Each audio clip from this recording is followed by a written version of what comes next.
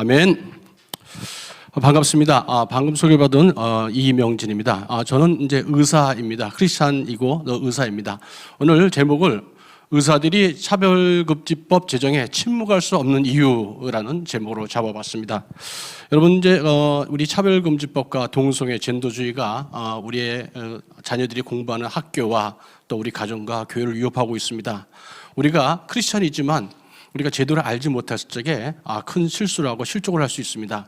이디오피아 내시가 성경을 많이 묵상하고 알고 있었지만 도대체 성경이 말씀하시는 길이 어떤 것인지 몰랐을 적에 빌립 집사를 만났을 적에 깨우치게 되었습니다. 여러분, 이 시기는 바로 크리스찬 전문가들이 목소리를 내야 될 바로 그 시기입니다. 그래서 의사인 저도 차별금지법 제정에 침묵할 수 없기 때문에 이렇게 이런 시간을 가지게 되었습니다.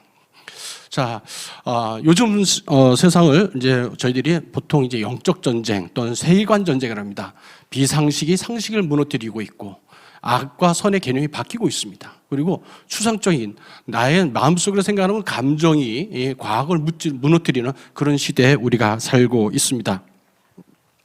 이런 포스트 모던 시대라고 그러는데요. 이런 시대를 우리 가브리엘 커비 우리 교수가 이런 정리를 했습니다.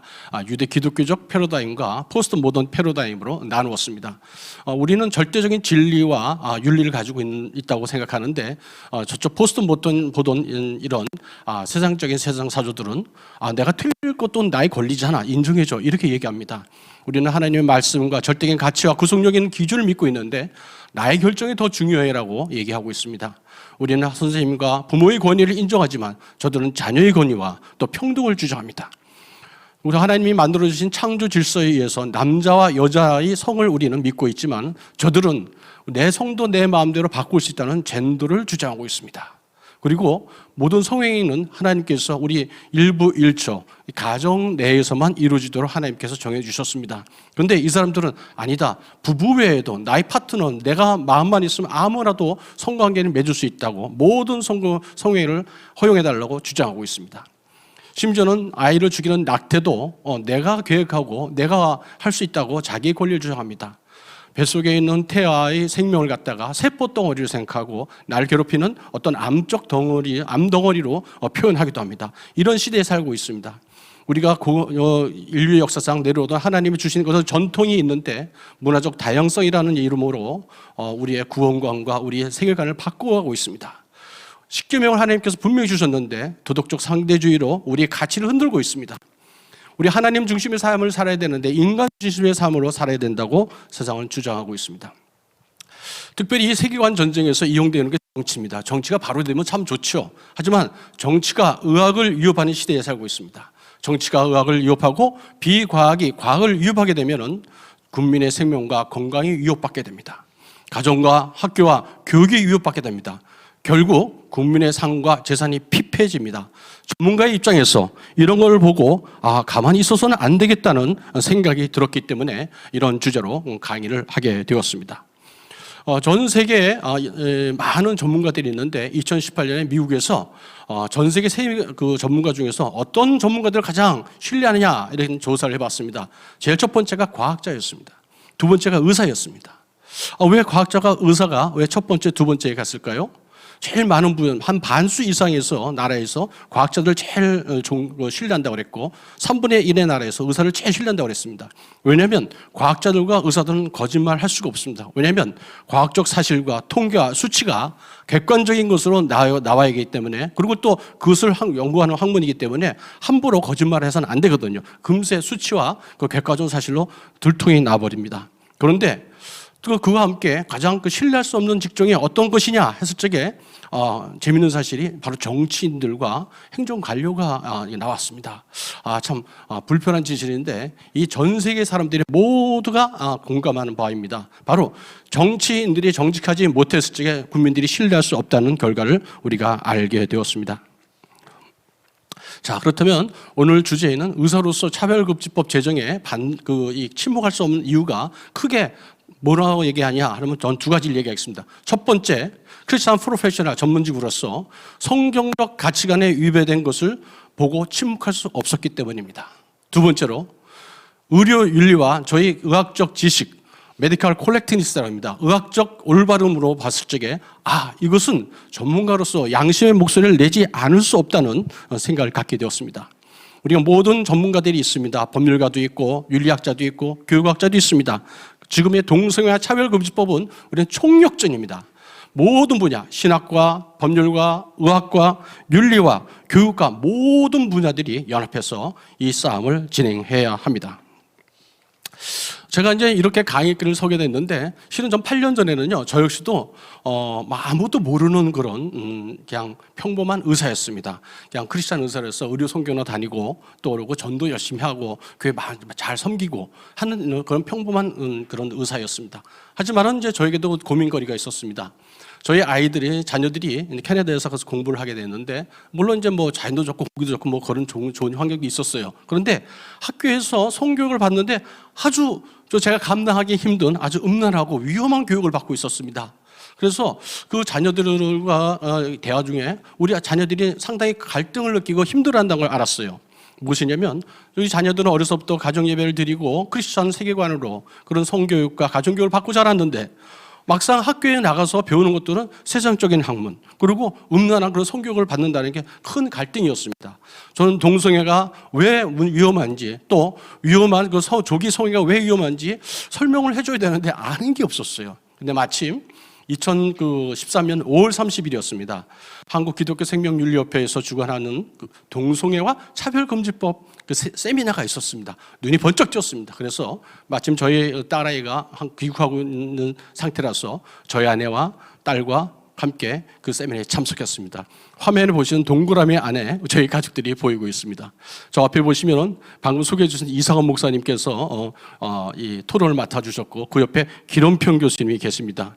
또 뒤돌아보고 있는 우리 한유관 우리 대표의 얼굴도 보이실 겁니다.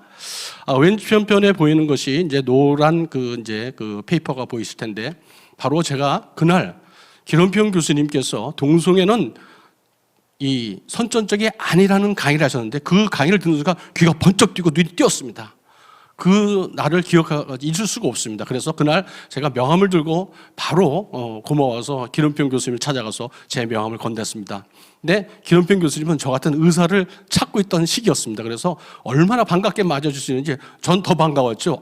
저렇게 훌륭하신 분이 저를 알아주시니까 얼마나 반가웠겠습니까? 근데 그 후에 뭐 기론평 교수 가끔 전화 오셔서 이렇게 얘기를 나누시면서 이렇게 함께 일을 하자, 또 전문가로서 의견을 달라, 같이 이렇게 어떤 거 좀 해달라 그러는데, 저는 마음속에 그런 마음이 없었습니다. 그리고 제가 뭘 안다고 그걸 할 수 있을까? 이사에서의 그런 말씀 있지 않습니까? 누가 나를 위해서 갈 거 그러는데, 저는 뭐 그때 이사였지만 저를 보내셔서 해야 되는데, 하나님 저 말고 좀 훌륭한 저런 다른 분들을 보내시면 좋겠습니다. 쟤를 사용하시고 다른 사람 사용해 주세요. 솔직히 그런 마음이었어요. 그리고 2003년 5월 30일 날 이제 그러고 지났습니다.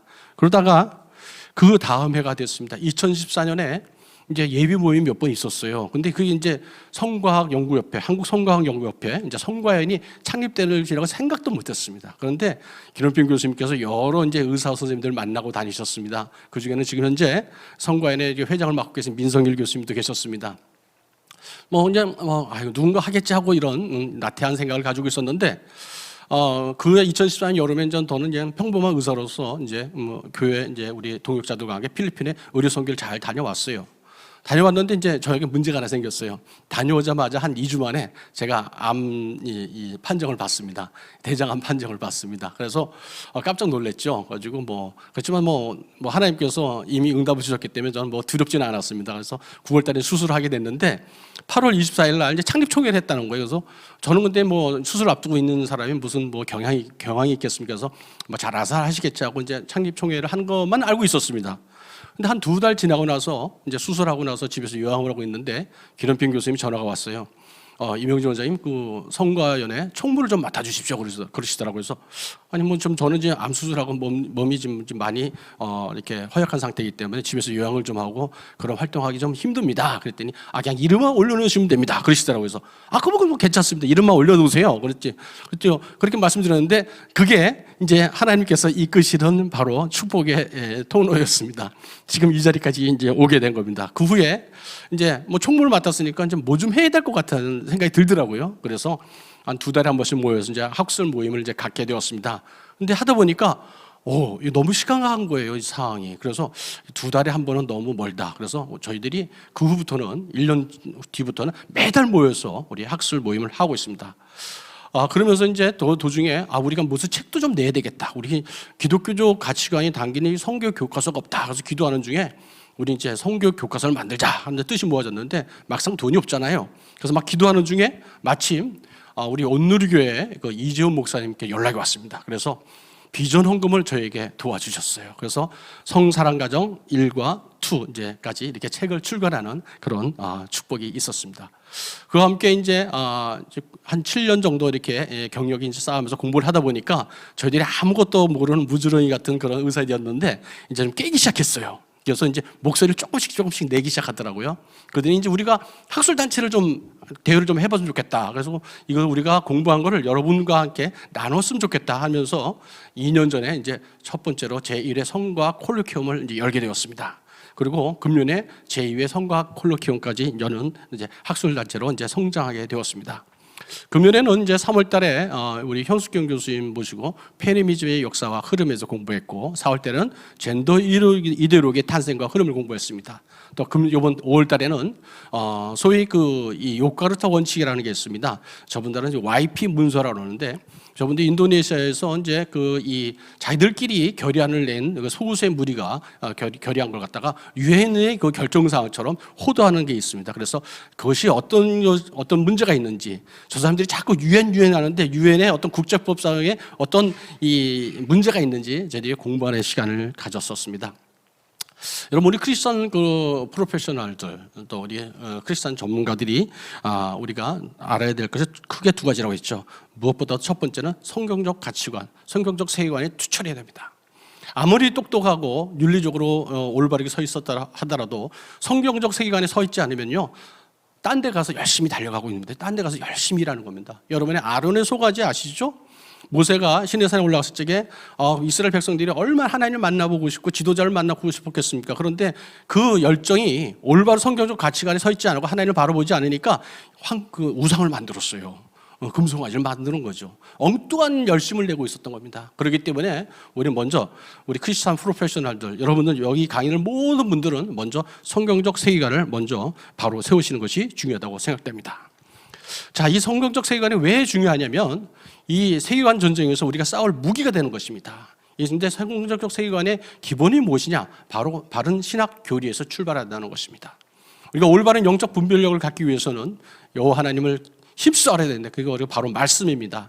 고사에서 6장 1절에서 3절까지 말씀하십니다. 지금 우리 상황이 너무 어렵고 힘들지 않습니까? 하지만은 이 가운데도 하나님이 우리를 치시고 우리를 갖다가 찢으셨지만 우리를 싸매 주시고 회복시켜 주실 겁니다. 어떻게 회복시켜 주시냐? 여호와를 힘껏 알고 순종할 때 하나님께서 우리를 회복시켜 주실 줄 믿습니다. 바로 이런 성경적 세계관과 세속적 인본주의 세계관이 싸움이 되겠는데요. 여러분들 이제 이 성경 세계관이 그럼 뭔가 할 적에 저는 제 나름대로 한 5가지로 큰 축을 만들었습니다. 첫 번째가 창조입니다. 두 번째가 예수님께서 이 세상에 성육신 하신 사실이고요. 또한 예수님께서 내 죄를 구속하셨던 사실이고 예수님이 부활하시고 나도 부활한다는 사실입니다. 또한 마지막으로 재림을 믿는 이 5가지가 성경적 세계관의 기초라고 전 제 신앙관으로 고백하고 있습니다.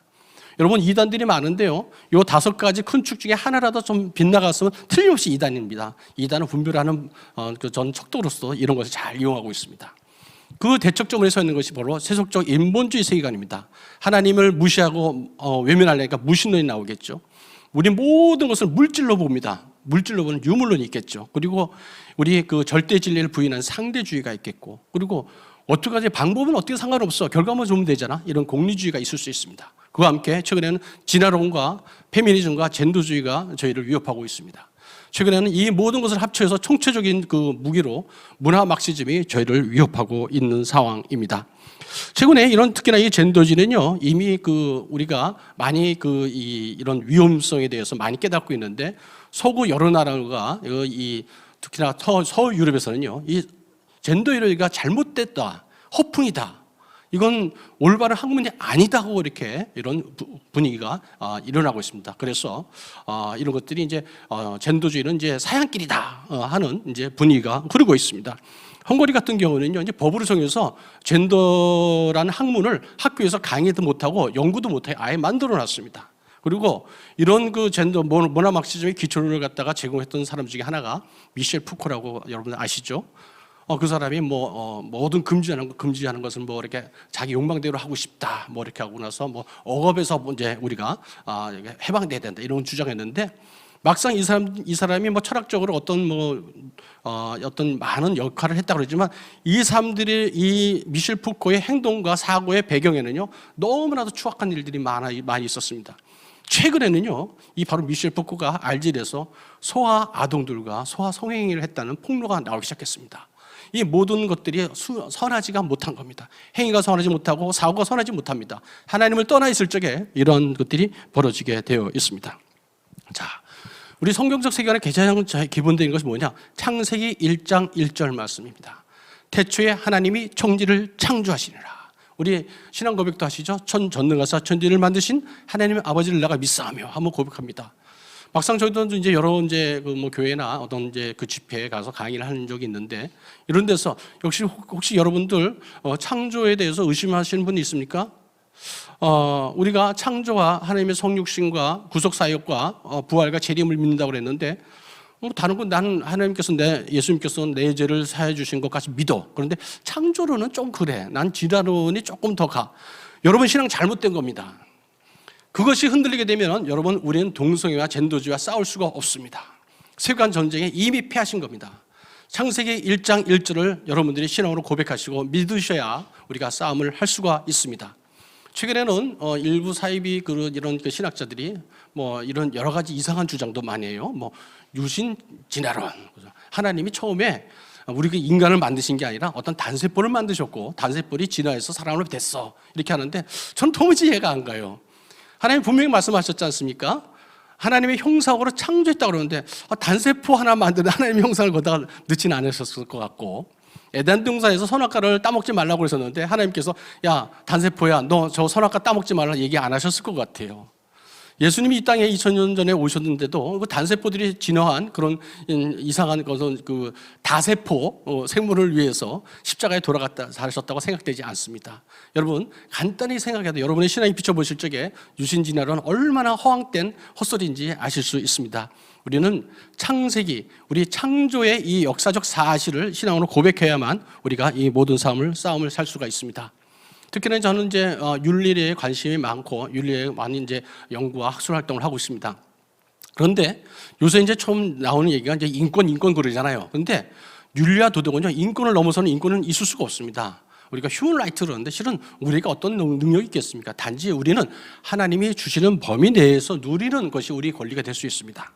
하나님이 주신 사회 질서를 파괴하는 것은 인권이 될 수 없습니다. 마찬가지로 성윤리 마찬가지입니다. 윤리라는 것은 사람이 마땅히 지켜야 될 것을 이제 윤리라고 합니다. 그런데 이 성윤리라는 것은요, 성행위는 하나님이 만들어주신 이 가정 내에서만 이루어지는 겁니다. 그것도 자녀 생산을 위해서 만들어지는 것입니다. 우리 허락되는 것입니다. 특히나 요새 성적 자기 결정권을 많이 주장하는데 우리는 자기 결정권은요, 내가 이 죄를 짓지 않을 결정권이 있는 것이지 내가 내 마음대로, 내 욕망대로, 내 성적 취향대로 할 수 있는 자유가 주어지는 게 아닙니다. 특별히 우리가 낙태에 대해서 태아를 죽일 권리는 없습니다. 오른편에 여러분 많이 보시는 정치인이 있죠. 미국의 그 국무장관이라는 마이크 폼피오 장관입니다. 이분이 크리스찬인데 2020년에 이런 고백을 했습니다. 낙태는 인간의 권리가 아니다. 너무 멋있어서 제가 참 이분 한번 만나본 적은 없지만은 참 저런 고백을 할 수 있는 영향력 있는 사람이 좀 우리나라에도 많이 왔으면 좋겠다 하는 생각이 있어서 사진을 가지고 왔습니다. 자, 이런 것들을 우리가 성경적 세계관에 있지 않을 적에 어떤 일이 벌어지냐면요, 세상과 화목하게 됩니다. 세상 눈치를 보게 됩니다. 분명히 성경에서 말씀하십니다. 너희에게 소금의 맛을 잃지 말고 화목해라. 성경에서 모든 사람과 화목하라 그러는데 어떻게? 소금의 맛을 잃지 않고 화목해라. 그런데 소금의 맛을 잃고 화목하는 사람들, 세속적인 신앙인들은 어떤 행동을, 양식을 보이냐면요, 삶의 중심이 하나님이 중심이 아니고 사람으로 이동되어 있습니다. 인간의 고통을 중요시 여깁니다.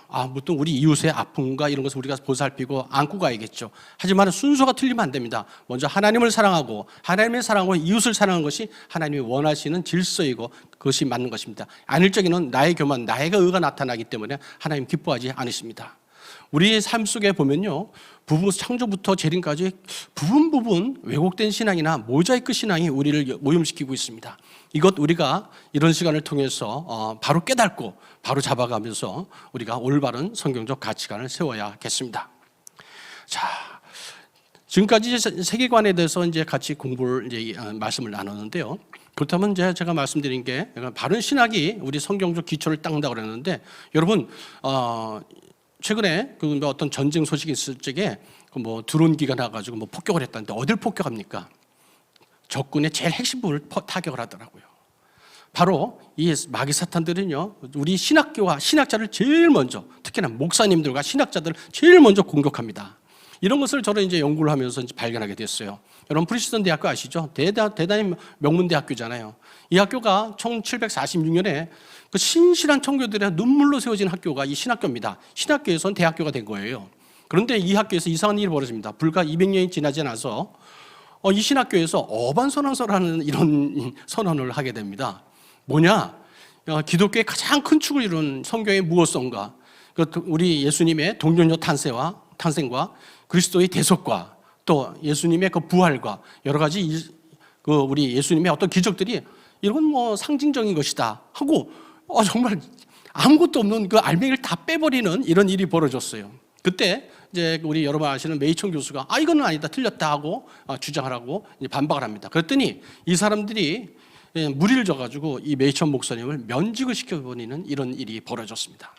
여러분 프리스턴 대학교가 미국 장로교의 그 원조입니다. 그런데 최근에 어떤 일을 벌어졌습니까? 결국 이 프리스턴 대학교의 그런 흐름이 미국 장로의 배교로 이어집니다. 2011년 드디어 동성애자들 목사와 장로와 안수 집사를 허용하는 일이 벌어집니다. 그 후에 몇 년 지나서 어떤 일이 벌어졌습니까? 2018년에 아틀란타에 있는 필그림 선교교회에서 이런 일이 벌어졌습니다. 미국 장로교에 속하였던 필그림 선교교회 춘길 목사님 선교계시죠? 너희들 동성애를 인정해라 그랬더니 우린 동성애를 인정할 수 없다. 우린 여호와 하나님만 섬기지 우린 장로교를 섬기는 것이 아니다. 하나님만 섬기겠다. 그러면 너희들을 이제 페널티를 주겠다. 어떤 페널티냐 했더니 너희들 교회에서 나가라. 그리고 목사 연금도 없다. 그랬더니 목사님과 모든 교인들이 불과 몇 명 빼놓고 그 120억 넘는 그런 교회를 건물을 포기하고 모든 것을 내려놓고 나왔습니다. 교단을 탈퇴했습니다. 이런 참 아프기도 하지만은 정말 믿음의 결단을 한 것이 저희들의 큰 교훈이 되고 힘이 되는데, 이런 일을 벌어지고 있는 것이 바로 미국에서 벌어지고 있는 일입니다. 그뿐만 아닙니다. 미국의 제일 큰 교단이 남침내 교단이라고 합니다. 그런데 여러분 알다시피 1973년에 로데웨이드 사건이라는 일이 벌어지고 판결이 있었습니다. 그 판결 이후로 이제 낙태가 이제 많이 만연하게 됩니다. 저는 이제 그래서 너무나도 궁금했습니다. 왜 청교도로 세워진 이 미국에서 왜 저런 결정을 내릴 수가 있을까? 저기도 크리스찬들이 있었을 텐데 왜 저런 결정을 내렸을까 하고 연구를 했었습니다. 그랬더니 아주 재미있는 사실을 발견하게 됐습니다. 1960년대 70년대 말 사이에 남침내 교단의 신학교와 총회장이 바로 자유주의 신학의 고등비평에 물든 사람들이 바로 리더가 되었던 것입니다. 이 사람들의 주장은 사람들에게 그럴듯하게 들렸습니다. 이웃의 고통을 우리가 알아야 된다, 관용해야 된다. 우리가 이웃 사회에 나가야지, 그래야지 복음을 전파될 수 있다. 그럴듯하게 보이는데 방법이 틀렸습니다. 심지어는 이분들이 어떤 일을 했냐면요, 74년에 총회장 맡은 분은요, 로드웨이드 판결이 나자마자 지지한다는 성명서까지 냈습니다. 어떻게 이런 망령된 일을 했는지 정말 이런 역사적 사실을 보고 상당히 충격을 받았었는데, 그 후에 남침내교들은 이제 회복이 되어 갑니다. 자, 그런데 문제는 신학교가 이런 일이 벌어졌는데 그게 무슨 문제냐? 바로 이 신학교에서 잘못된 신학을 배우는 목사님들의 설교가 문제였습니다. 교회 와서 예배드리는 법관과 의사들과 정치인들은 목사님이 낙태는 괜찮다고 설교하시니까 그런 줄 알고 바로 판결을 내리게 된 것입니다. 그 후에 어떤 일이 벌어졌습니까? 금년까지 6,200만 명의 아이들이 미국에서 죽임을 당했습니다. 우리나라도 별 다르지 않습니다. 우리나라도 이 낙태에 수십 년간 세뇌당해 왔습니다. 낙태에 대해서 우리가 전혀 생각하지 않았었죠. 교회에서도 낙태가 아주 많이 했습니다. 우리 교회 내에서 반수 이상의 가정에서 낙태를 경험했다고 합니다. 우리가 세상의 그 나쁜 그런 사조에 분별 없이 외국 것이니까 좋은 것이다. 또 발전된 것이다. 분별 없이 받아들인 결과가 바로 이런 결과를 낳았습니다. 여러분 보시다시피 둘만 나 잘 지내자. 셋부터 부끄럽다. 뭐가 부끄럽습니까? 근데 부끄럽다 이런 식으로 사람을 몰아갑니다. 아주 브레인 워싱을 시키죠. 그래서 둘도 많다. 하나만 낳자. 결과가 어떻게 됐습니까? 이번에 70년대 출산율이 4.53명이었습니다. 만약의 경우에 저희들이 힘들지만 그때 저걸 유지했다면요, 아마 우리나라가 세계 최인류의 국가가 되지 않았을까 하는 생각이 드는데, 작년에 출산율이 0.84입니다. 통계학자가 분석을 했는데 이 상태로 500년만 지나면 우리 한민족들은 이 지구상에서 멸종한다고 그럽니다. 정말 이런 잘못된 사상에 세뇌당한 저희들이 모습이 있습니다. 여러분 이제 정리해 봅니다. 성경적 세계관에 벗어난 것들을 좀 더 구체적으로 한번 얘기해 봐라. 말씀드리겠습니다. 첫 번째는요, 낙태를 허용하는 자는요 거짓 선지자입니다. 여러분들 가운데 이 제 강의를 들은 순간에 지금 이 시간에 여러분들이 마음속에 낙태를 허용하고 있었다. 여러분 신앙이 병드는 것입니다. 두 번째, 동성애 허용된다고 주장하는 그 어떤 지도자가 있으면 잘못된 것입니다. 창조를 부인하는 사람이 있으면요, 그분은 잘못된 사람입니다. 크리스천은 아닙니다. 부활을 부인하는 사람, 크리스천이 아닙니다. 소금의 맛을 잃고 하나님이 주신 그 창조 질서 말씀을 접어놓고 자기의 인본주의 주장을 하는 사람, 바로 잘못된 거짓 지도자입니다. 우리는 성령 안에서 신앙생활을 해야 되는데 퀴어 신학과 민중신학과 헛된 요새는 짐승신학까지 있다고 그러는데 이런 신학 학문적인 즐거움, 유의만 즐기는 사람들 거짓 지도자에 틀림없습니다. 마지막으로 우리들은 하나님의 눈을 두려워해야 됩니다. 하지만 하나님의 눈은 두려워하지 않고 사람의 눈을 두려워하는 자는 올바르지 않은 지도자입니다. 결국 이런 말씀을 드리고 싶습니다.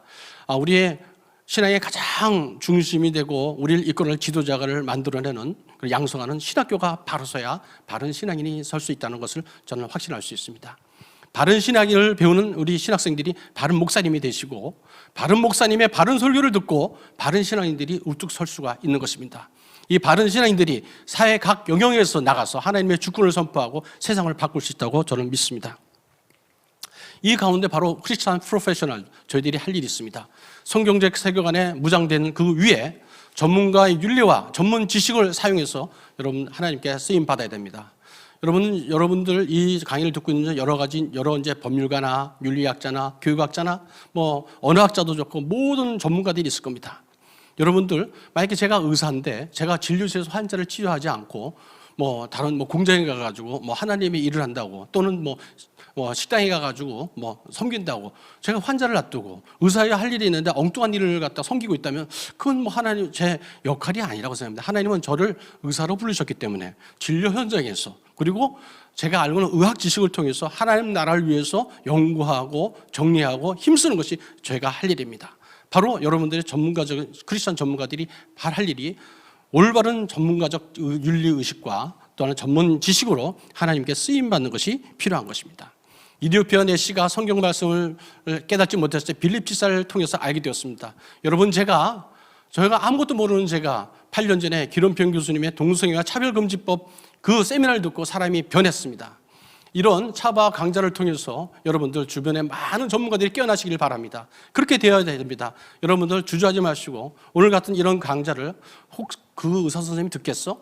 그 변호사님이 듣겠어? 그 법관이 듣겠어? 혹시 그런 장관도 좋고 국회의원도 좋습니다. 혹시 내가 이거 보낸다고 뭐라고 그러지 않겠지?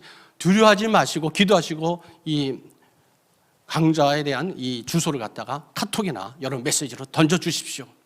하나님께서 그 분을 만지시고 회복시킬 줄 믿습니다. 자, 여러분은 세 분의 이제 그 전문가들의 모습 보입니다.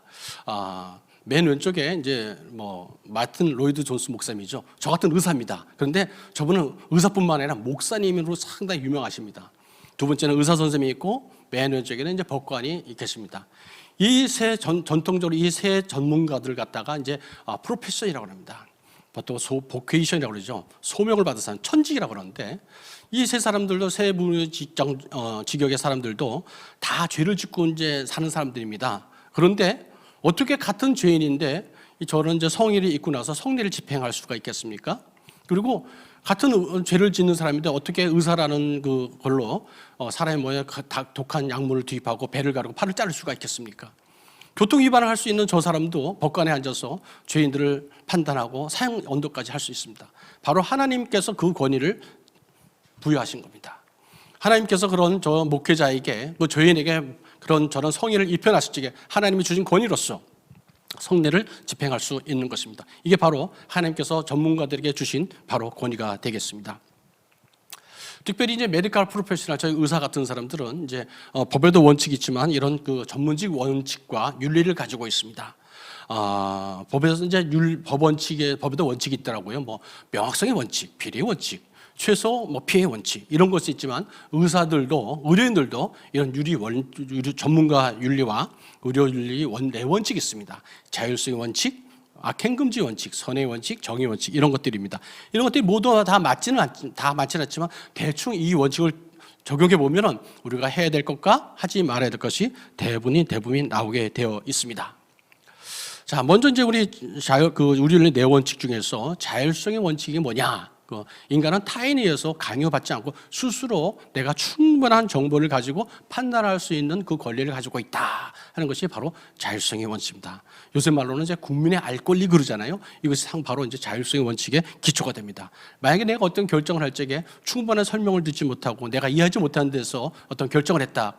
그 결정은 이제 의미가 없다고 의료윤리적으로 판단합니다. 두 번째로 이제 우리가 하는 이제 원칙의 해악금지 또는 악행금지 원칙입니다. 이것이 뭐냐면 최소한 네가 의사가 됐지만 네 능력에 붙이면은 더 이상 하지 마라. 그냥 내비두는 게 그분을 환자를 위한 길이다. 그래서 악행금지라고 합니다. 악행금지 어떤 게 있습니까? 신체적으로나 정신적으로 피해주지 말아야 되고 남의 자유나 사생활을 갖다가 피해주지 않는 것입니다. 구체적으로 살인하지 말라, 고통을 주지 말라, 불구를 만들지 말라, 남의 돈을 빼앗지 말라. 최소한의 악행금지의 원칙이죠. 법에서 말하면 최소 피해 원칙과 비슷합니다. 이보다 좀 확장된 것이 이제 선행의 원칙이라고 합니다. 선행의 원칙은 뭐냐면 남을 위해서 좀 선한 일을 의술로 해서 써라. 너희 의료적인 어떤 그 역량들을 선한 일을 위해서 써라 그런 것이죠. 여기서 나오는 게 파터널리즘이라고 그러는데 부성주의 또는 온정적 간섭주의라고 합니다. 이게 뭐냐면요. 여러분 어릴 적에 부모님들이 얘야 이거 너 먹어봐. 이것이 좋은 것이야. 이거 너한테 몸이 도움이 될 거야. 그리고 어떤 걸 하지 마. 너한테 위험한 거야. 또 뜨거워. 손 다쳐. 뒤어. 이렇게 막아주잖아요. 그것처럼 전문가들은 일반인들과 달리 전문적인 지식을 가지고 있기 때문에 그 지식과 정보를 가지고 일반인들에게 옳은 길을 갖다가 이제 제시해주고 안내해줄 그런 의무가 있습니다. 그게 바로 선행의 원칙입니다. 마지막으로 정의의 원칙이라는 게 있습니다. 모든 제어가 있는데 좀 공평하게 이제 이렇게 분배가 돼야 되잖아요. 한쪽으로만 이렇게 내 편이 이렇게 하나 더 주고 이러면 안 되잖아요. 이런 것들이 이제 정의 원칙, 분배의 원칙이라고 그러는데 이런 것들은 대충 어떤 것들에 해당되냐면 최근에 저희들은 이제 우리 반동성애 운동에서 이제 문제가 되는 게 에이즈 약감. 그렇다고 이제 에이즈 환자를 돕지 말라는 거 아닙니다. 왜 이런 것을 지적하게 되냐면 이게 정의의 원칙에 위배되는 문제점을 발견했기 때문입니다.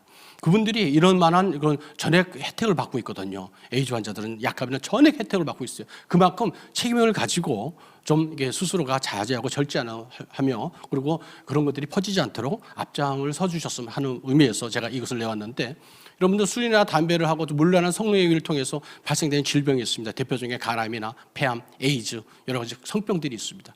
그와 함께 내가 원치 않아서 걸리는 병들이 있습니다. 소아혈액병이라든지 백혈병이라든지 희귀병들 또 치매, 성인병 내가 원치 않아서 생기는 병들인데 그 약값을 배우면요 1914년에 제가 이제 이런 걸 조사를 해봤습니다. 이제 의료인이기 때문에 그랬더니 암 환자의 일일 진료 그 1인당 이 암 환자 진료비가요 966만 원이었어요. 그런데 에이즈는요 그보다 2배였어. 한 2천만 원 정도 되더라고요. 그래서 이건 문제가 있구나. 근데 이런 혜택을 받는 만큼 이제 책임 의식을 가지고 저는 이제 물란한 어떤 성생활이라든지 또 남에게 피해 줄 수 있는 어떤 행위를 갖다가 좀 자제해야 될 것으로 생각됩니다.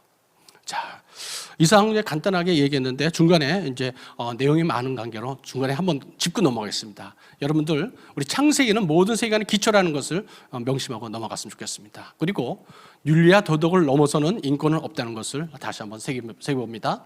또한 우리 신학교가 바로 서야 신앙이 바로 서는데 바른 신앙이 서야 바른 목사님이 나오시고 바른 설교를 통해서 우리 바른 신앙인이 될 수 있다는 것입니다. 특별히 크리스찬 전문가들의 역할이 필요한데 이렇게 어려운 시대는 우리가 모든 각 영역의 전문가들이 성경적 세계사관으로 무장된 전문가의 목소리가 필요한 시기라고 봅니다. 자, 그럼 좀 더 깊이 한 단계 더 깊이 들어가겠습니다. 여러분 알다시피 이 차바의 그 목적 잘 알듯이죠. 왜 차별금지를 우리가 반대합니까? 단 하나, 기독교 말살입니다. 어떻게 이런 일이 벌어질 수 있을까? 이들은요, 이런 여러 가지 이제 싸움을 할 때, 전쟁할 때 전략과 전술이 필요합니다. 근데 어떤 전략을 피냐면요, 첫 번째 안단테 전략입니다. 여러분, 안단테란 거 아시죠? 여러분, 피아노 쳐보셨습니까? 안단테는 좀 느리게, 천천히 이런 뜻입니다. 그런데 얘네들은요, 아주 오래 집요합니다. 이 마귀 사탄의 이런 전략들은 아주 집요합니다. 천천히, 우리가 눈치 못 채게, 우리 무지를 틈을 타고 들어오게 됩니다. 우리 욕망을 타고 들어옵니다. 그래서 서서히 지속적으로 교육을 통해서 우리 인간을 바꿔놓고 있습니다.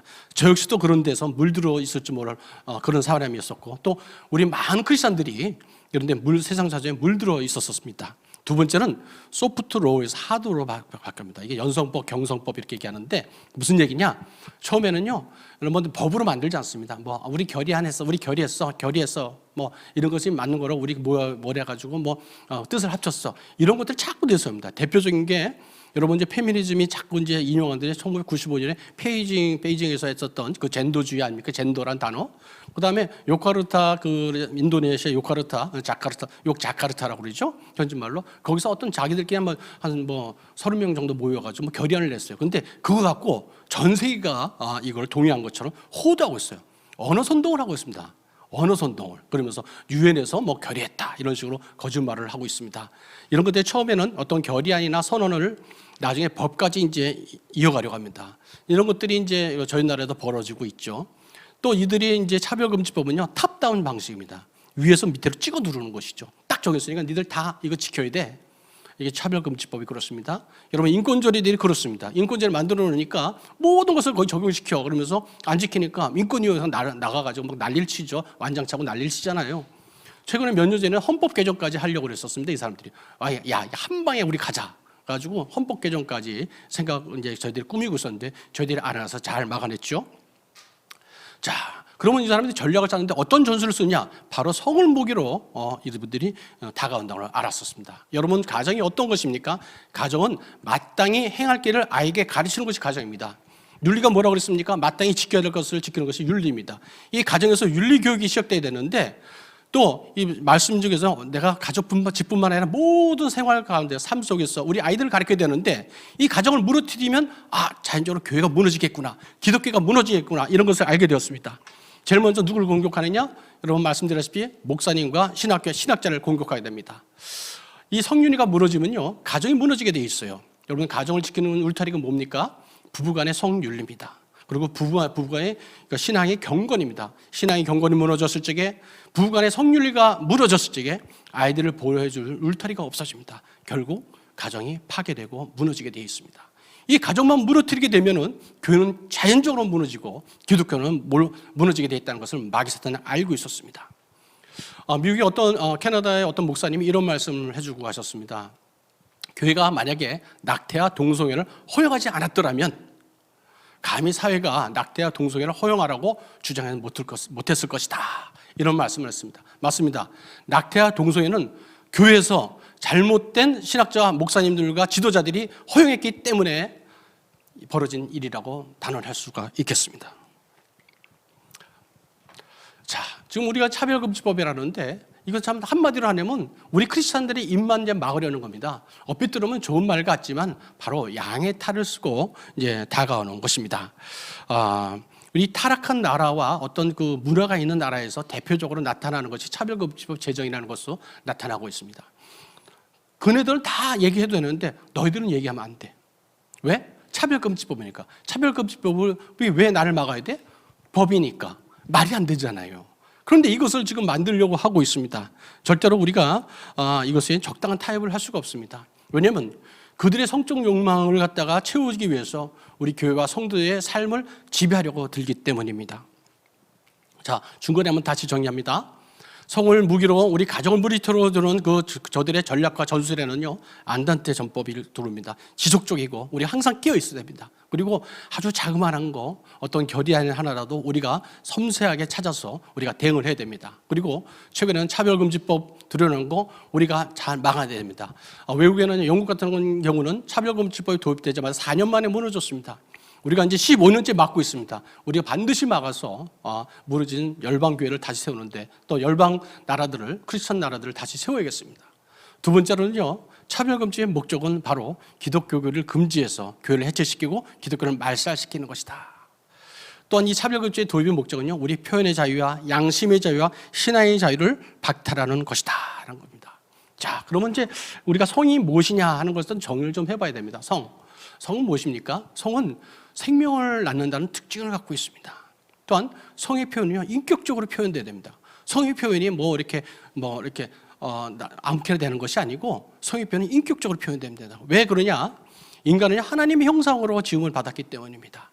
하나님의 성품은 우리의 인격으로 나타나게 되어 있습니다. 그렇기 때문에 본능적으로 행동하는 동물의 성과 인간의 성은 차원이 같을 수가 없습니다.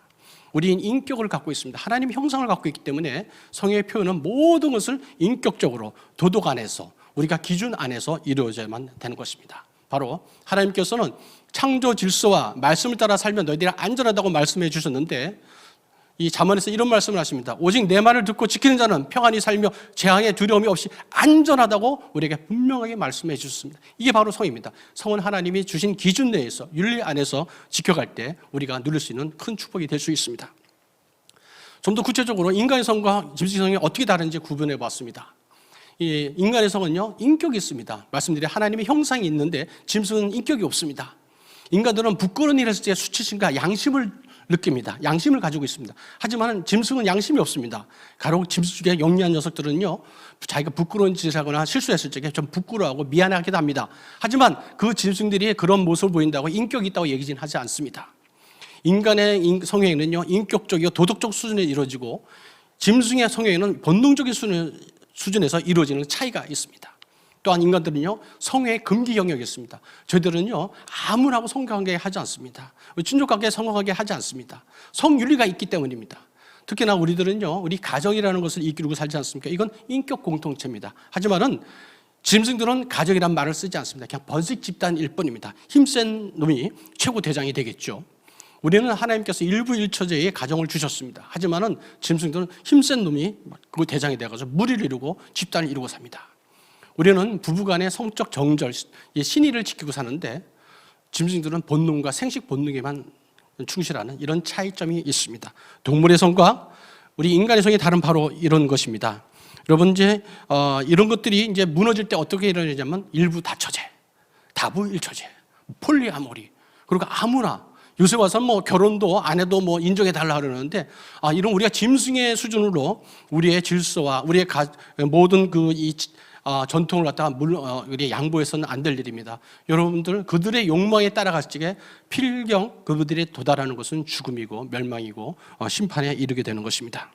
자, 요새 이제 성을 젠더로 표현하자는 말이 있는데 이 젠더는요, 성경적으로 맞지 않는 개념입니다. 왜냐? 여러분 잘 알다시피 이건 초등학교부터 배웁니다. 남자는 XY의 성형체와 여자는 XX의 성형체를 가지고 있습니다. 하나님 분명히 말씀하십니다. 하나님이 자기 형상, 곧 하나님 형상으로 창조하시되 남자와 여자를 창조하시고 남자 XY, 여자는 XX. 우리 46개 성형체가 있는데 그 중에 이제 정자와 난자가 23개의 여성형체를 갖고 있습니다. 우리 염색체를 갖고 있습니다. 그 중에 이제 남자는 X, 또 한쪽은 Y를 갖고 있죠. 그게 여자의 이제 그 난자와 정자가 만났을 적에 46개를 이루면서 이제 인간이 탄생하게 됩니다. 이런 사실은 신약에서도요, 예수님께도 같은 말씀을 해주셨습니다. 너희들을 남자 여자로 하나님이 창조하셨고 그리고 한 가정을 이루신 것이야. 그리고 다시 한번 우리에게 알려주고 계십니다. 젠더라는 개념은요, 내 생각대로 추상적인 개념이거든요. 이런 개념들이 성으로 표현될 수가 없습니다. 그건 그냥 잘못된 개념입니다. 하나님과 성경적으로 맞지가 않습니다.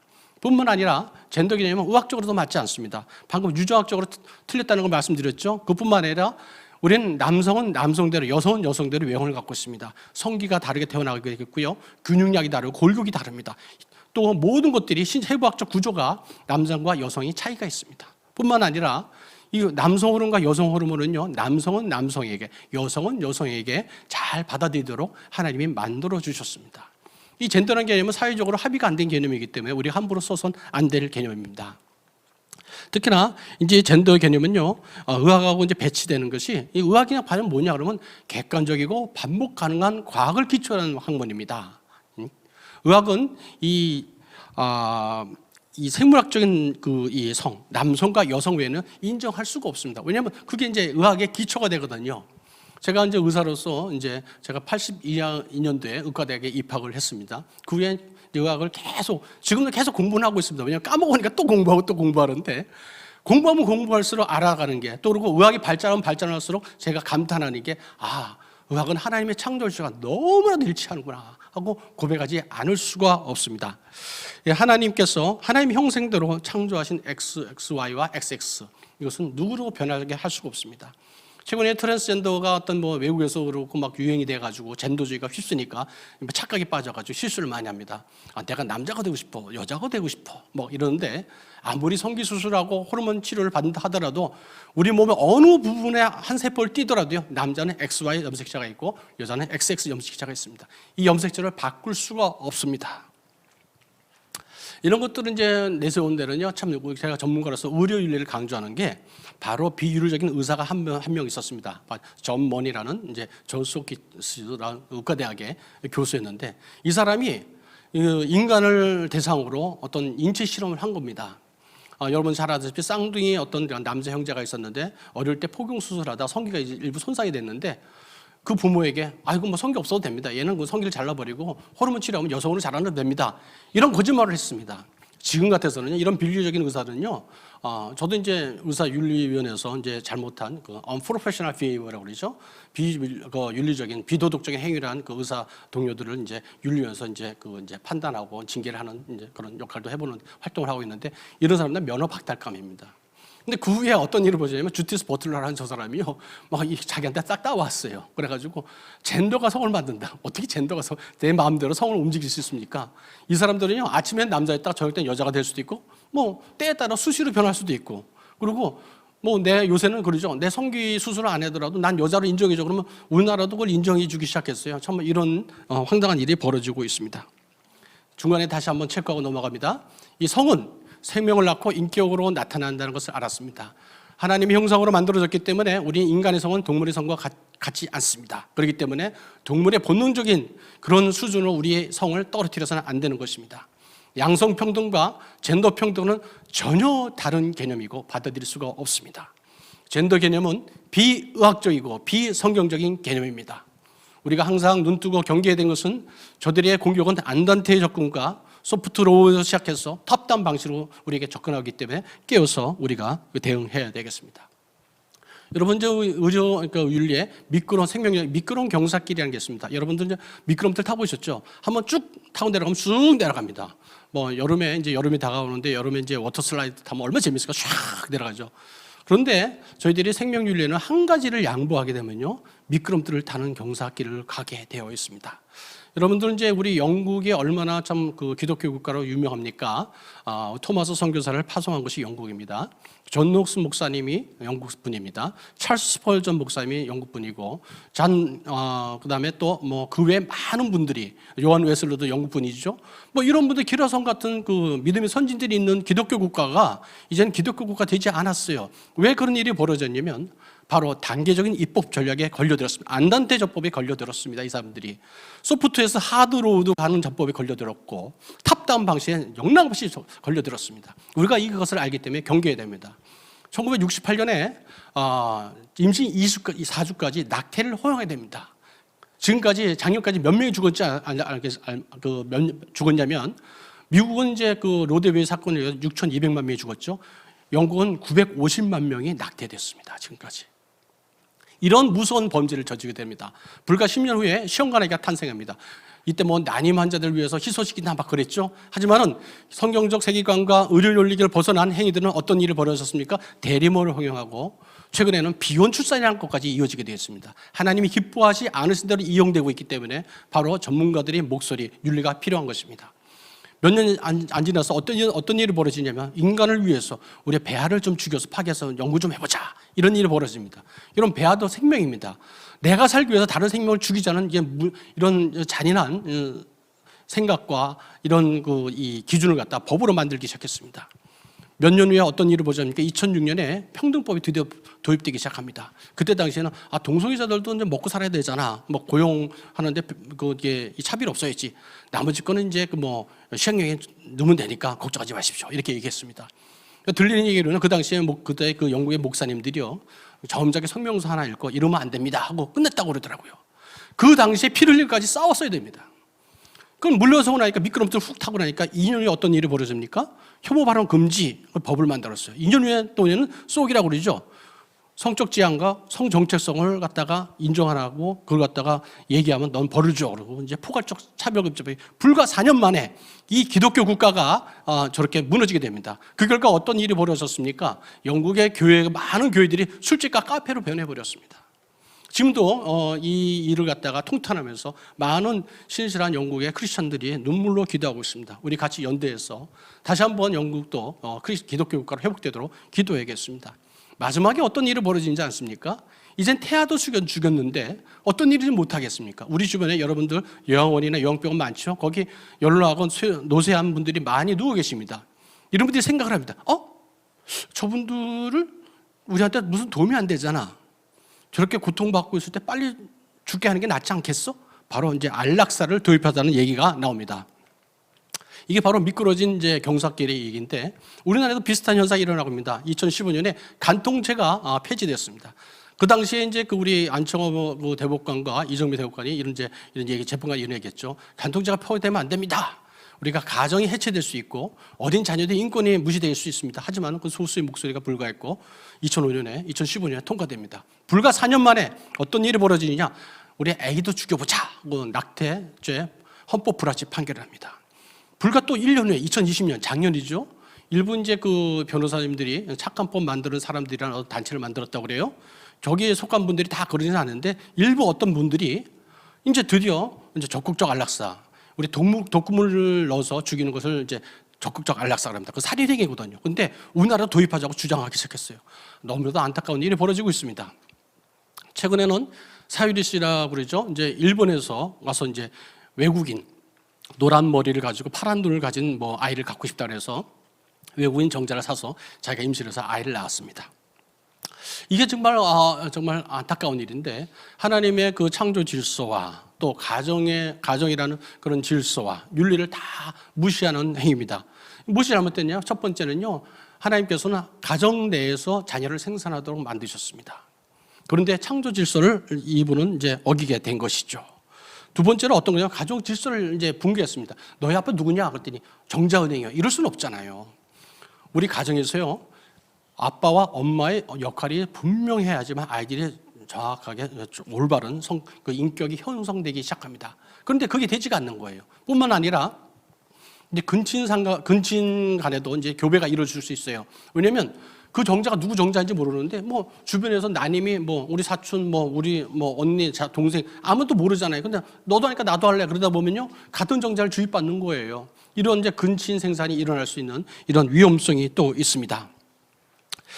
이런 일은요 반드시 인간을 상품하고 우상화시켜가지고요 어떤 착취 현상이 발생됩니다. 왜냐하면 대부분 난자나 정자를 팔고 있는 사람들은 내가 돈이 부족하거나 어떤 경제적으로 어렵거나 생활이 어려운 사람들이 이런 일을 하게 되거든요. 그리고 돈을 목적으로 주고받는 상업화가 일어납니다. 이런 일은 우리가 인간적으로 인륜에서 있을 법이 우리가 비인간적인 일이기 때문에 또 비리적인 일인데 해서는 안 되는 일인데 너무 흥미줄이 흘러가지고 이것을 갖다가 과대 포장하는 하는 것은 절대 바람직한 일이 아닙니다. 특히나 우리 매스컴에서 이런 어떤 프로그램도 막 나오고 그러는데 매스컴은요 돈벌이가 된다고 무조건 흥미거리를 갖다가 방송해서는 안 됩니다. 여러분은 어떤 도덕적 책임과 사회적 책임이 있는 그런 공영 매체이기 때문에 이런 점을 반드시 이제 고려해 주셔야지 됐다고 생각됩니다.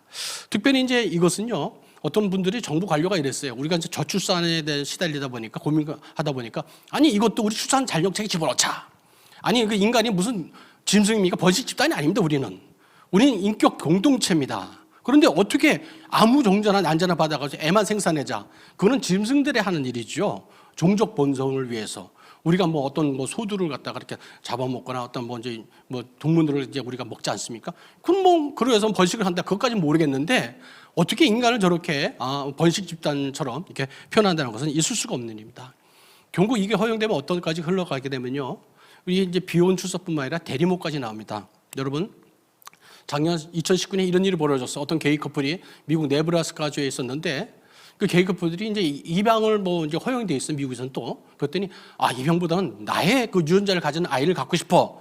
그래가지고 어떤 일이 벌어졌냐면요. 한 게이가 얘기했더니 자기 여동생이 오빠 그럼 내 난자를 줄게. 그랬더니 파트너 된 그 게이의 정자와 수정을 시켰어요. 그랬더니 어디다 이렇게 자궁에다 이식해야 되잖아요. 그랬더니 반대편 게이의 엄마가 그럼 내 자궁을 줄게. 그래가지고 뭐지 뭐 어떻게 됩니까? 이게 무슨 뭐 이해가 가지가 않으시죠? 이런 가정지대를 파괴하면서 좋다고 저렇게 웃고 있습니다. 우리가 이런 일을 해서는 안 됩니다. 우리가 성경적 가치관과 의료윤리, 우리가 지켜야 될 윤리를 어긋났을 때는 이런 일을 할 수가 있는 것입니다.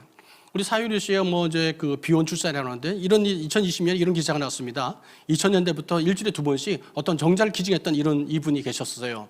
자기가 풀스펙에는 자기가 4개 국어도 능통하고 그리고 뭐 천재라고 그랬습니다. 그런데 이게 이제 뽀록이 난 거예요. 이제 발각이 된 거예요. 뭐냐면 실은 그게 아니었고 이러면 천재도 아니고 그리고 또 정신력 경력도 있었고 그다음에 전과자라는 거예요. 36명이나 이 정자를 가지고 아이가 탄생했습니다. 미국에서 발칵 뒤집었습니다. 여러분들 이런 일을 해서는 안 된다고 경각심에 이런 케이스를 하나 올려봤습니다. 여러분들 이제 이렇게 세계관은 충돌이 이제 일어나고 있는데 전국에 어디까지 흘러가는지 아십니까? 저는 예측합니다. 우리가 유물론과 페미니즘과 낙태와 동성애 합법화되고 나서 차별금지가 도입되면요, 틀림없이 우리 노인들을 죽이자고 나올 겁니다. 그 후에 마지막은 마약이 허용될 겁니다.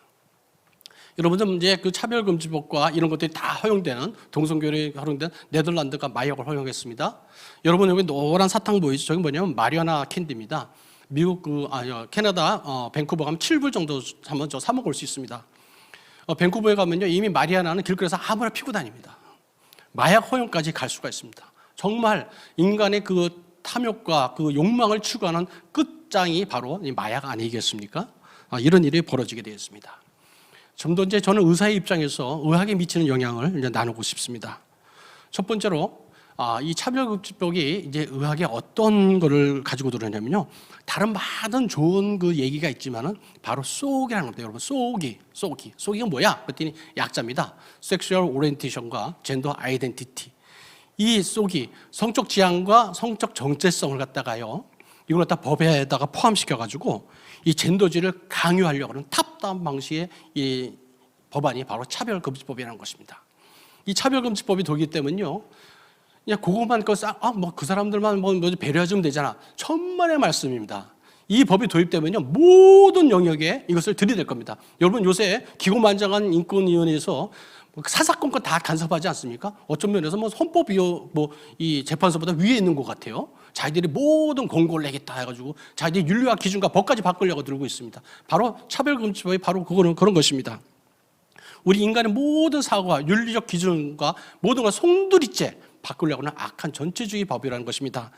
우리의 가정과 교육과 고용과 의학과 모든 법에서 규제와 탄압이 시작되는 것입니다. 이 차별금지법이 의학이 도입되면요, 의학 부문에서 큰 부작용이 좀 예측이 되고 있습니다.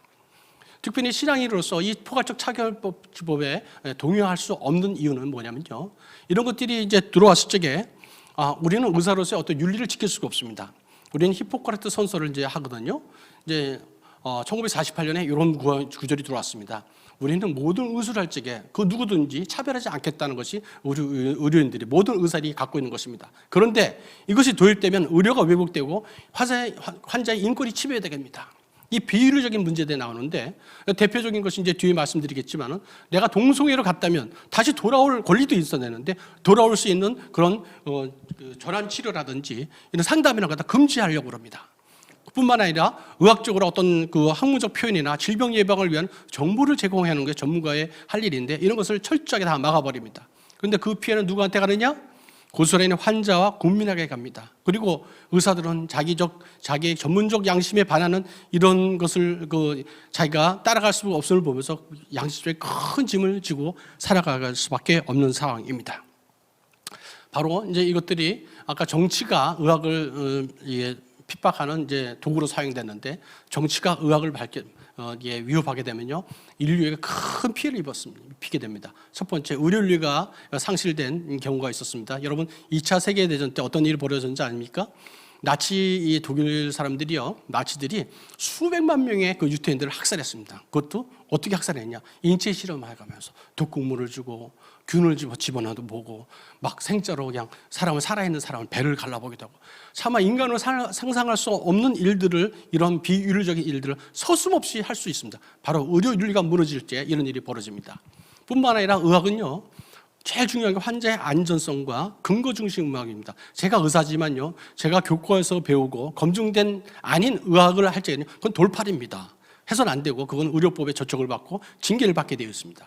그런데 이런 의학적 올바름, 메디컬 콜렉트니스에 어긋나는 주장을 자기 추상적인 그런 정치가 그런 사상이 의학을 갖다 침범하는 걸 보고 저는 가만히 있을 수가 없었어요. 아 이건 아니다. 이건 틀렸다. 윤리적으로 맞지 않고 의학적으로도 맞지 않다. 그렇기 때문에 제가 차별급지법 제정에 침묵할 수 없는 이유가 되는 것입니다.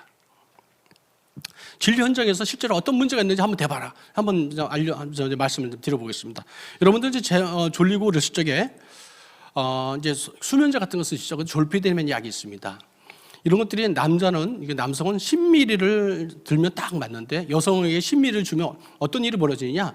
다음날 꿈에서 헤어나질 못해요. 그리고 밤에 몽유병처럼 자기가 뭐 슈퍼에 가서 라면도 사 먹고 뭐 부엌에서 뭐도 하고 그랬는데 기억을 못합니다. 아침에 일어나가지고. 이런 일이 벌어지고 차 사고가 빈번하게 일어납니다. 그래서 뭔가 남성과 여성에는 약물의 차이가 있구나. 이걸 갖다 바로 Sex Difference Medicine, 성차 의학이라 그럽니다. 우리가 암도 남자가 생기는 병, 여자가 생기는 병, 암의 차이가 있듯이 약물도 이렇게 됩니다. 그런데 막상 저도 진료를 하지만 자기가 트랜스젠더라는 것을 밝히지 않고 나왔을 적에 대부분 또 그 트랜스 피메일이라고 하죠. 트랜스 여성 같은 아주 이쁘게 하고 화장도 하고 다니더라고요. 저도 진료실에서 가끔 보는데 저는 짐작을 합니다. 저분이 그런 거였구나. 왜냐하면 이제 딱 보면 이렇게 수염 자국도 있고 좀 그런 게 보이거든요. 그런데 묻지는 않습니다. 그런데 제가 쓰는 약이 저는 졸피뎀이나 그런 약이 위험한 약이 아니기 때문에 이제 처방을 하는데 크게 문제 없지만 만약에 제가 저런 처방을 해야 되는데 내가 여성인데 남자인 척하고 왔다든지 여성인데 남자인 척하고 왔다. 그렇게 하면 이제 의료사고가 나는 것이죠. 그와 함께 어떤 일이 벌어지냐면요. 봅시다. 네. 레즈비언 커플들이 미국에서 이제 실제 좀 벌어지는 일인데 레즈비언 커플들이 아까는 이제 게이 커플들이 이상한 레브라카스가 주에서 이제 대림을 통해서 애를 낳잖아요. 레즈비언 커플들이 자기 이제 난자를 통해서 이제 아이를 갖겠다고 이제 인공 수정을 요청을 했나 봐요. 그랬더니 그 의사 선생님이 난 저는 이제 전문가적 양심상 의사는 못 하겠습니다. 했더니 고발을 했어요. 그랬더니 정부에서 그 의사를 갖다 벌을 줬습니다. 그뿐만 아니라 그 병원까지 벌을 주는 일이 벌어졌어요. 이 차별금지법이 도입됐을 적에 이런 일이 벌어집니다. 뿐만 아니고 이 젠더 개념이 도입되고 차별금지법이 도입되면요. 여러분 잘 아시지만 몇 년 전에 미국 군대에서 트랜스젠더가 화장실과 목욕탕을 함께 탈의실 쓰라고 해서 난리가 났었잖아요. 그것처럼 나는 성기수술 우리나라에도 성기수술 안 하고도 이제 그 주민등록번호가 1하고 2가 서로 바뀌는 이제 시대가 왔는데 자기 남자 성기를 갖고 있지만 난 여자라고 주장하는 사람이 나는 여자라고 생각하기 때문에 여자 이 입원실에 입원시켜주고 난 여자 화장실 쓰겠어. 여러분 상상해 보시죠. 얼마나 황당합니까? 내가 몸이 아파가지고 나 죽게 생겨서 너무 고통 중에 병을 치료 갔더니 옆에 숨이 이렇게 나는 그 여자라고 주장하는 사람이 같이 누워있다. 있을 수가 없는 일이죠. 근데 이것도 상상 속에서나 있을 일이 실제로 우리 벌어지고 있는 일입니다. 여러분들 우리 뇌가 있지 않습니까? 뇌가 의학적으로 전두엽이라는 부분인데 뇌 앞쪽을 전두엽이라고 합니다. 이 부위가 뭘 하냐면 우리 그 분별력과 판단력, 감정을 조절하는 부위입니다. 그런데 언제 성숙되느냐? 우리가 보통 이제 한 20살 정도까지 생각했었어요. 그런데 최근에 의학 연구에 하면요, 만 18세에서 24세에 가야 이제 성숙되더라 하는 걸 알게 되었습니다. 우리나라에 같은 젊은이들이 군대 많이 갔다 오죠. 이제 군대 갔다 오면 철들다고 그러는데 딱 이제 그 시기가 맞는 것 같아요. 그런데 이 시기 전에 상당히 위험한 그 교육을 받게 되면 어떤 일이 벌어지냐면 아이들이 생각에 혼란이 옵니다. 가치관이 혼란이 옵니다. 그 대표적인 게 영국에서 벌어졌는데 지난 10년 동안 이런 교육을 받아들인 결과 어떤 일이 벌어졌느냐, 자기가 트랜스젠더 같다 하고 혼란에 빠진 아이들이 4,000배나 증가했다고 그래요. 그리고 여자 청소년들이 나는 남자가 돼서 이걸 가슴을 잘라버리고 싶어 하는 게 2배나 늘었다고 합니다. 이러한 정말 좀 있을 수 없는 일들이 현실에서 벌어지게 되어 있습니다. 이게 남의 나라 일이 아니고 우리나라에도 벌어질 수가 있는 일입니다. 또 하나는 제가 이런 차별금지법에 침묵할 수 없는 이유 중 하나가 바로 인권 침해와 비인류적인 폭력적인 부분 때문에 그렇습니다. 내가 트랜스젠더가 돼가지고 갔으면 다시 돌아올 수도 있는 권리도 주어지는 것인데 그걸 법으로 막아놓는 것입니다. 실제로 미국에서는 16개주 이상에서요 전환 치료도 못하게 하고요. 그리고 다시 돌아올 사람은 나의 상담받고 돌아올 수 있습니다 하는 걸 자체를 법으로 막아놨습니다. 이런 전체주의 악법이 어디 있습니까? 이런 일방적인 법이 어디 있습니까? 이게 바로 차별금지법입니다. 또한 그 국민들에게 알 거리가 있습니다. 제가 이런 것들을 이제 모를 때는 몰랐는데 막상 관심을 갖고 알고 보니까 이건 너무나도 환자들에게, 국민들에게 피해가 가는구나. 말씀드렸듯이 우리가 그 의료인류 중에서 자율성의 원칙은요, 충분한 정보가 이렇게 전달되고 이해하지 않은 데서 쌓이는 것은 의미가 없습니다.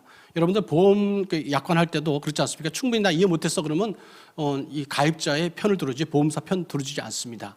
이게 바로 이제 이런 일인데 국민의 알 권리를 입을 차단해 버리는 것입니다.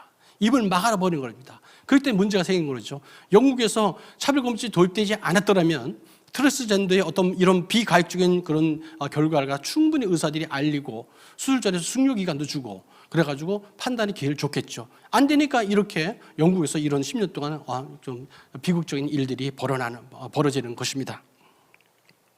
뿐만 아니라 저희들이 의사들이 올바른 그 통계나 예방적 방법을 말을 못하게 되는데 2011년 우리나라에는 국가인권위원회에서 위원회에서 인권보도 준칙이라는 말도 안 되는 어떤 준칙을, 이건 뭐 법도 아니고 아무것도 아니거든요. 이걸 만들어가지고 기자들 입을 다 막아놨어요. 근데 저희들이 연구를 해보니까요, 2019년에 HIV 감염인의 한 50%가 매독에 감염된 것을 우리가 통계를 알 수 있었습니다. 이런 것은 알려줘서 더 이상 이런 일을 하지 않도록 알려주는 것이 의료인의 전문가의 일인데 이런 걸 다 못하게 막도록 하는 것이 차별금지법이 아닌가 생각됩니다. 자, 그렇다면 이제 또 하나 문제가 생각되는 게 일부 이제 그런 동성애를 LGBT 그룹에서 하는 게 우리가 차별받기 때문에 이런 일이 벌어졌어 하는데 실제 그런가? 이렇게 통계가 나왔습니다. 스웨덴은요 이미 30년 전에 이런 동성애나 동성혼을 다 허락하고 트랜스젠더가 허락한 나라입니다. 이 73년부터 30년 동안 통계를 냈어요. 그랬더니 어떤 일이 벌어졌느냐? 성전환 트랜스젠더들이 한 분들이 사망률이나 심혈관 질환이나 자살한 사망이나 자살 시도나 정신병 입원이 상당히 높은 것으로 나와 있었습니다. 특히나 우리나라 같아서는 OECD 국가 중에서 자살률이 26.6몇 제일 높다고 그러거든요. 이 차별금지법이 어떻게 하면 통과되면 어떻게 되겠습니까? 이런 일들이 더 만연할 것이 불을 보듯 명확합니다. 자, 이제 거의 이제 제 강의를 마무리로 이제 정리하려고 합니다. 의사들이 차별금지법에 침묵할 수 없는 이유는요, 의료윤리에 어긋나고 의학적 올바름에 어긋나기 때문입니다. 하나님께서 착한 일을 시작하셨습니다. 우리 안에 착한 일을 시작하시니까 예수님이 오신 그날까지 이룰지를 저는 확신하고 있습니다. 그리고 저희들은 저희의 모든 지식과 총명과 모든 역량을 다해서 지극히 선한 것을 분별하고 이것은 옳다 아니다 이런 것을 분명하게 목소리를 내는 것이 전문가의 입장입니다. 그랬을 때 아름다운 열매가 맺어서 하나님께서 영광과 찬송을 받으실 줄 믿습니다. 우리 악행금지라는 의료윤리가 있다는데 여러분들 최소한도 여러분들 저처럼 이렇게 활동을 적극 참여하지 못하신다면 만약에 여러분 진료 현장에서 이것만은 하지 마십시오. 하나님이 기뻐하지 않은 은행을 하지 마십시오. 어떤 행위냐? 트랜스젠더 수술하지 마십시오. 어떤 사람이 이런 얘기를 했다고 걸 보고 깜짝 놀랐는데 자기는 하나님이 실수한 것을 고치는 사람이라서 이런 망령된 발언을 어떻게 합니까? 이건 옳지가 않습니다. 그분은 신앙이 아닙니다. 두 번째로 함부로 호르몬 치료하지 마십시오. 우리 자녀들 중에 이런 혼란을 겪는 아이가 있어서 크리스찬 의사에게 데려갔더니 크리스찬 의사가 뭐 호르몬 하지 하면서 실제적으로 한 케이스를 전 봤습니다. 너무 가슴이 아팠습니다. 그분은 선의를 했겠지만 분별력이 없었습니다. 성경적 가치관을 잘 모르고 있었고 무엇이 하나님 기뻐하시는 일인지 몰랐을 겁니다. 이제는 오늘 이 시간 이후로는 이런 것을 하지 않으시기 바랍니다. 또한 남성화 수술, 여성화 수술을 하지 않았으면 좋겠습니다. 우리가 치료 목적이 아닌 유방절제술이라든지 또 목소리를 여성으로 바꾸는 성대 수술 같은 해서는 안 됩니다. 또한 요새는 어떤 일이 벌어지냐면요, 우리 그 의료 윤리에서 가장 중요한 전문직 윤리 중에 하나가 상업화입니다. 돈벌이로 너희 의술을 사용하지 마라, 악행하지 말라는데 바로 LGBT 그룹에 있는 사람들을 위한다는 겉으로는 선의를 포장했지만 실은 뒤로 돈을 벌고 있는 사람들을 저는 발견했습니다. 특히나 이분들을 갖다가 자기들이 잘 이렇게 포용해 주겠다고 의료기관에서 광고를 하는 것을 보게 되었습니다. 이런 비윤리적인 일입니다. 이런 일을 해서는 안 되겠습니다. 특별히 또 낙태에도 마찬가지입니다. 돈벌이로 이런 일을 해서는 안 됩니다. 피임약이라든지 낙태를 함부로 처방해서는 안 됩니다.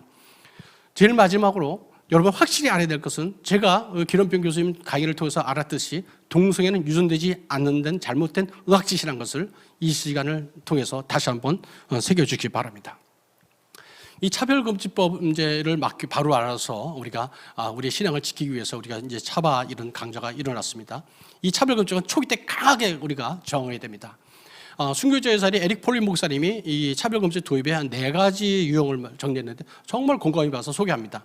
첫 번째는 예배와 집회 장소를 통제하려고 합니다. 이번 코로나를 통해서 여러분 우리 경험하고 있습니다. 저들이 악한 영들은 어떤 수단과 방법을 가지지 않고 우리 예배를 갖다가 탄압하려고 합니다. 두 번째로 설교 내용을 통제하려고 합니다. 지금 요번에 여러 선거도 있고 있었는데 일부 어떤 그 저쪽에 있는 자칭 목사라는 사람이 우리 목사님들의 설교 내용을 가지고 고소 고발해가지고 설교를 통제하고 있지 않습니까? 세 번째로 최근에는 길거리에서 전도하는 목사님을 갖다가 연행하는 일까지 벌어지고 있습니다. 여러분 여기 계시는 목사님들, 장로님들, 여러분 지도자분들 정말 깨어나셔야 됩니다. 중국에는 어떤 일이 벌어지냐면요, 국가가 인정하는 목사만 인정한다고 나올지 모르겠습니다. 중국에서 벌어지고 있는 일입니다. 초기 때 우리는 강하게 저항해야 됩니다. 여러분 사막에 밤 되면 춥다고 그래요. 그래서 낙타가 추우니까 이 고개를 주인의 천막에 그렇게 내민다고 그럽니다. 그때 낙타를 갖다가 그냥 쟤도 춥겠구나 내비두면 아침이 되면 낙타가 그 텐트를 천막을 차지하고 주인은 쫓겨난다고 합니다. 초기 때 코르짱들을 내밀 때 강하게 세게 탁 때려가지고 낙타를 쫓아내야 됩니다. 바로 차별급집이 지금 그 순간입니다. 여러분들 저희들이 힘을 합해서 초기 때 이렇게 저항하고 우리가 차별급집을 막아야겠습니다. 우리가 한 목소리를 내야 됩니다. 우리 침묵은 암묵적인 동조이기 때문에 절대로 침묵할 수 없습니다. 저도 전문가로서 의료 전문가 목소리를 내는 게 하나님 앞에 섰을 때 하나님이 혹시 저에게 이런 질문하면 어떡할까 하고 겁이 나와서 달려나왔습니다.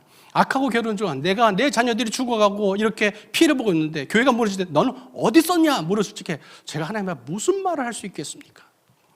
소경의 맛을 읽으면 길거리에 버려집니다. 여러분 우리 크리스찬 프로페셔널 이 크리스찬 전문가들이 이제 목소리를 낼 때가 왔습니다. 마지막으로 여러분한테 한 가지 부탁을 드립니다. 여러분 이제 이런 진리를 선포하는데 반드시 사랑 안에서 진리를 선포하시기 바랍니다. 여러분 논쟁과 법으로는 상대방을 굴복시킬 수 있지만은 절대로 그 사람을 변화시킬 수가 없습니다. 우리가 이제 동성애나 트랜스젠더 있는 우리 형제자매들이 있는데 우리는 좀 사랑으로 품어주고 좀 기다려줘야 됩니다. 예전에 이런 예화가 있었습니다. 중학생 여자 중학생 2명이 집을 가출했는데 얼마나 부모들 불안하고 화가 나겠습니까? 그랬더니 이제 둘 다 배고프고 잘 데도 없어 들어왔더니 한 아빠가 화가 끝까지 나서 그 자기 딸 머리를 가위로 다 잘라버렸대요. 또 다른 여학생 한 명은 들어왔는데 엄마가 아무 소리도 안 하고 따뜻한 밥을 주고 또 목욕을 시켜서 잠자리를 주고 자라고 그랬대요. 아무 소리도 안 했대요. 어떤 결과가 나왔는지 아십니까? 화가 나서 머리를 잘라버리고 너 그러지 마 했던 그 아이는 집을 다시 나갔습니다. 그런데 사랑으로 품어준 그 아이는요, 엄마의 사랑을 알고 가정으로 돌아왔습니다. 우리 동성애나 트랜스젠더에 빠지는 우리 형제 자매들, 우리 자녀들이 있습니다. 그 아이들은 아무것도 모르고 우리 기성세대의 책임이고 교회의 책임입니다. 우리가 그들을 품어줘야 될 때가 왔습니다. 또 하나 제가 부탁드리고 싶은 것이 이제 그동안 우리가 반동성애 운동, 차별금지법 이런 것들을 많이 알게 되었는데 이제는 그분들을 품어줄 이런 공간, 플랫폼이 필요하다는 것을 제가 절실하게 깨닫고 있습니다. 동성애나 트랜스젠더 상담 회복센터가 필요한 시기가 됐습니다. 한국 교회는 이것을 반드시 준비하셔야 됩니다. 이거 없이 떠드는 것은요, 야고보서 2장 15절 16절의 말씀을 외치는 위선자와 같다는 것을 제가 알게 되었습니다. 뭐라고 말씀하시냐면, 너희 형제나 자매가 헐벗고 일용할 양식이 없는데, 다시 말해서 우리 동료들이, 우리 자녀들이 동성애와 트랜스에 빠져가지고 고민하고 힘들어하고 있는데, 그래 빠져나와, 하지만 안 돼, 이렇게 하는 것은 하나님이 원치 않다는 것을 제가 알게 되었습니다. 이제 우리 크리스천들은요, 우리가 같이 기도해야 됩니다. 하나님, 동성애와 트랜스젠더 상담센터를 만들어 주십시오. 그래서 저들을 품어야겠습니다. 우리의 사랑을 갖다 베풀 수 있는 이런 플랫폼을 만들어 주십시오. 같이 힘을 모아서 기도했으면 좋겠습니다. 마지막으로 여러분과 함께 기도 제목을 나누고 저희 강의를 마치도록 하겠습니다. 첫 번째 기도 제목은 신학교가 복음에 바로 세워달라고 기도했으면 좋겠습니다. 두 번째로, 우리가 진화를 가리키는 공격이 무서워서 우리 대안학교와 우리 집안에서 이 홈스쿨을 하는데, 거기서 벗어나서 이제는 창조론이 공격 내용 속에 들어가게 달라고 한 목소리로 기도했으면 좋겠습니다. 세 번째로, 동성애와 트랜스젠더 상담회복센터를 세워달라고 기도했으면 좋겠습니다. 네 번째로, 차별 젠더 이르리가 무너지게 해달라고 기도해 주시고, 네 번째로, 차별금지법 입법이 무산되고, 또 최근 문제가 되는 건강가정기본법 개정안이 무산되게 기도해 주십시오. 마지막으로, 우리가 참된 예배자로 서야 됩니다. 이 코로나19로 해서 전 세계가 예배를 핍박을 받고 있는데, 이 예배가 회복될 수 있도록 함께 기도해 주시기 바랍니다. 기도하고 같이 마치도록 하겠습니다. 하나님 아버지, 감사합니다. 우리를 부르시고 우리를 또 지어주시고 이 땅에 보내셨습니다. 주신 사명을 잘 감당하기 원합니다. 하나님이 원하시는 진리에 바로 서서 옳은 목소리를 내므로 하나님 앞에 갔을 때 칭찬받는 종들이 되기 원합니다. 오늘 강연 듣는 자마다 하나님 마음을 열어주시고 눈을 열어주시고 귀를 열어주셔서 하나님의 부르신 그 부르심의 자리로 다 함께 힘을 합할 수 있도록 하나님 도와주옵소서. 특별히 우리 크리스찬 전문가들, 법률가들, 신학자들, 의사들, 윤리학자들, 교육학자들 모두가 전문가적인 목소리를 바로 낼 수 있도록 하나님 역사하여 주시고 성령 충만하게 하시며 그런 열정이 불타도록 하나님 축복하여 주시옵소서. 이 모든 말씀 예수님 이름으로 기도드립니다.